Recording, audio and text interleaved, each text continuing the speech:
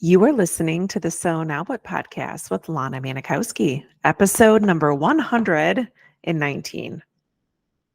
I am finally back in Chicago. If you've been following me on YouTube, you have seen that I've been in a couple different areas during recording the last couple episodes, but I am back in the Chi-Town and feeling really proud of myself that I spent 17 days away from home. As a recovering workaholic, that's a big deal for me to have taken that much time off my corporate job, and everything worked out. I have an awesome person that I work with who covered me at work. And then with coaching, my students went along with me on the road. So they got used to seeing me in different places too. And it was awesome. So much good stuff happened. I talked a little bit about it. I think it was last week's episode about some stuff that I think is really going to be transformational and turn into maybe a future course about relationships. And it was very timely because, as you know, February, all of the podcast episodes in February were based on relationships. And it was just some really eye-opening things happened on my time away. So I'm excited to share more of that with you in the future. But before I forget, because I forgot to tell you this last week, tickets for the Other's Day are on sale. And I am so flippin' excited for so many reasons. This year's event is going to absolutely blow your socks off. If you came last year, you know that I know how to throw a party. And the events that I host, and whether it's in my meetup group or whether it is for the Other's Day, I love for people to show up and feel super pampered, feel super welcomed by the room. I make sure that nobody walks in feeling like they have no one to talk to. So this year is going to be no different in that aspect. But the event itself, I'm going to tell you, if you've come in previous years, be prepared for an even more amazing time. So I'm sure I'll keep you posted in upcoming episodes. We can dive deep into what you can expect at the Other's Day. But for now, go to lanamanikowski.com/others, OTHERSDAY, and get your ticket. I am doing an early bird ticket for the Other's Day. $60 includes a crafted lunch by an amazing chef, bottomless mimosa bar, an amazing swag bag that probably is worth at least hundreds, just the stuff that's in there.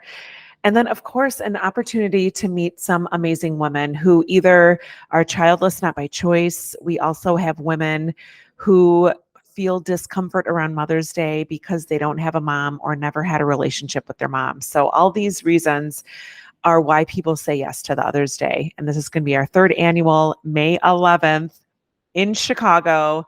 If you go to the website, I have hotels with discounted rates for you. I've got information for you, but you can always reach out if you have more specific questions that you want to ask. So I forgot to mention that last week. And I just wanted, before I got into this month, what we're going to be covering and the topic of this week, I didn't want to forget to tell you that this is your year to join the Other's Day brunch, May 11th in Chicago. It's going to be fab. Okay. So relationships, we covered off on a lot last month, and I kind of liked this theme. So I decided to continue it for this month. So for the month of March, we're going to be talking about body image. And I think body images, when I say body image, I don't know if you're with me, but a lot of times as women, we go to the physical appearance of our body. And yeah, that's part of body image. I agree with you. And sometimes when we think about our bodies as women who are childless, not by choice, your body image runs deeper. And I don't think we talk about that a lot in the community, but I want to talk about it. And this month, I'm going to go into various areas of the body and the image that we have taken our body to form because we didn't have children, or we don't have children. And it goes beyond just how our body looks. When you are childless, not by choice, or childless after infertility, there can be many areas that have you feeling maybe disconnected, maybe have you feel disappointed by your body.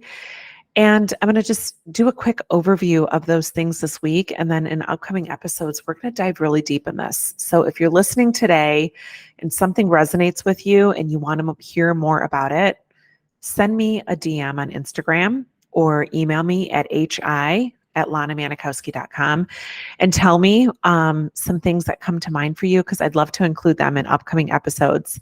So I'd love to hear from you if I missed something on today's episode that you want to talk more about. So when I think about body image, yes, it's maybe how we look in the mirror to ourselves physically. Sometimes it's what size you wear. Sometimes it's measurements of your body. So like all these things that are attributed to the physical appearance of your body. And I think it's greater than that. I think there's a lot of us that maybe believe our body internally is broken. Maybe when you think about your body image, you are thinking about these parts of your body or these organs that you have or these hormones that are supposed to get us pregnant and work the way that they're supposed to, and they're just not responding in your body the way that you thought they would. Your body image suffers when you think about your body being broken, but it's common. When we tried so hard to have children, it didn't work out for us. The image of our body not working right is a real thing.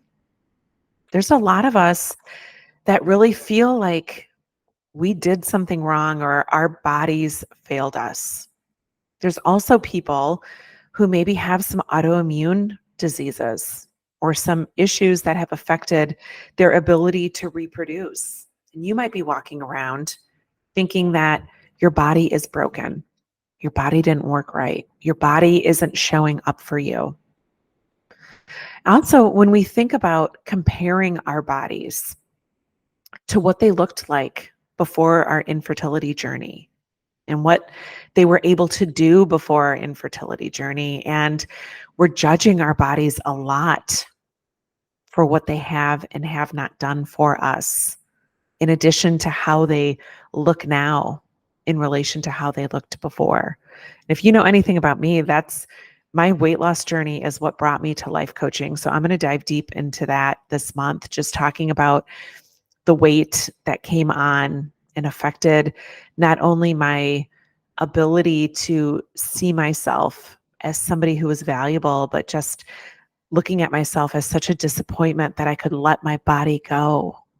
After so many years of going through fertility treatments, I just got so disappointed with how my body looked because the way the hormones were affecting my body and my relationship that I created with food. So we're going to talk about that this month. Also, your body image as it compares to people with children.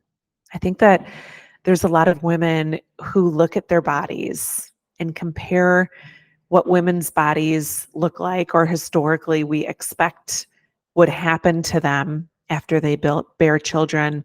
Maybe what you can see on the outside with stretch marks, but internally, there's a lot of women who suffer from vaginal prolapse, that suffer from stress urinary incontinence after carrying a child, and how we compare ourselves and our bodies and thinking that if things like that, if we didn't get pregnant and we look at women whose bodies maybe don't look like we've been socialized to expect a woman's body, and you're not watching me on YouTube, know that I'm doing my air quotes, our bodies are supposed to look.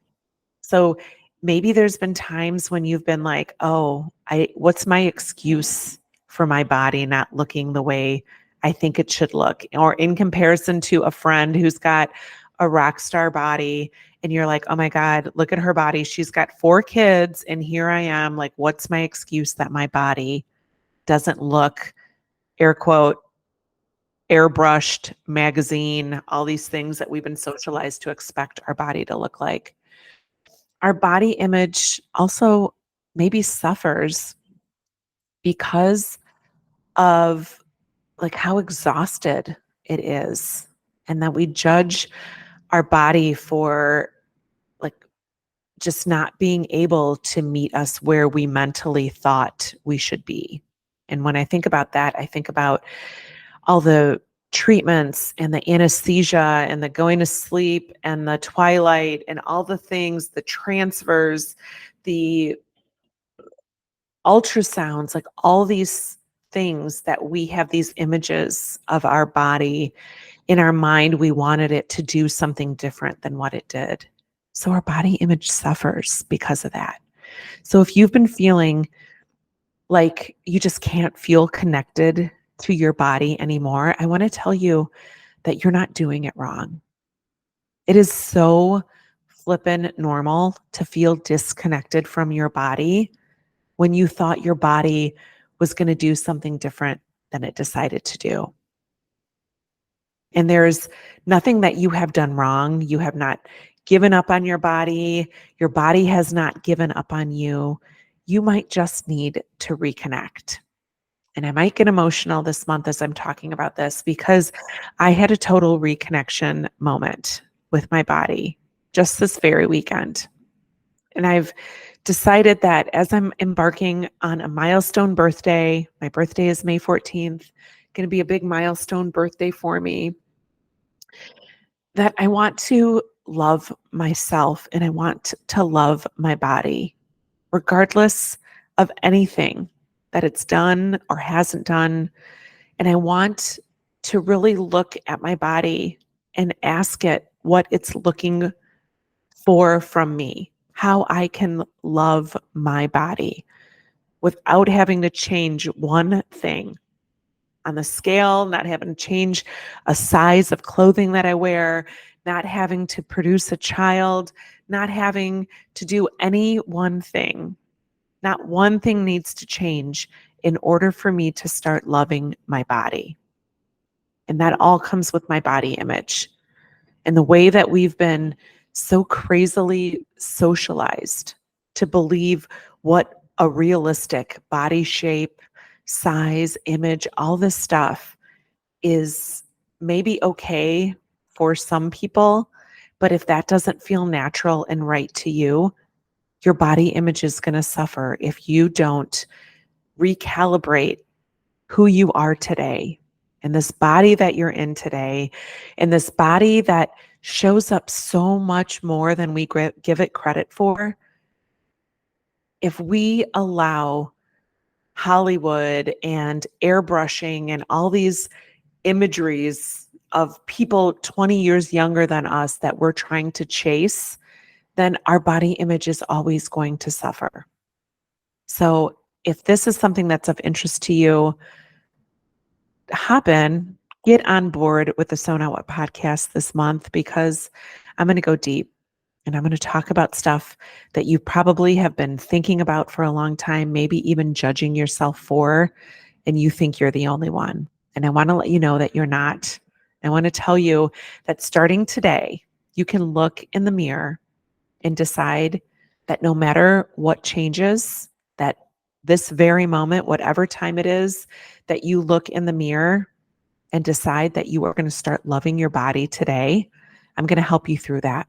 And it is going to be the most magical and transformative experience to not have to change one thing about yourself before you can love yourself and your body image again. So have a beautiful week, and I love you. And remember, it's never too late to discover your meaning. I'll talk to you next week.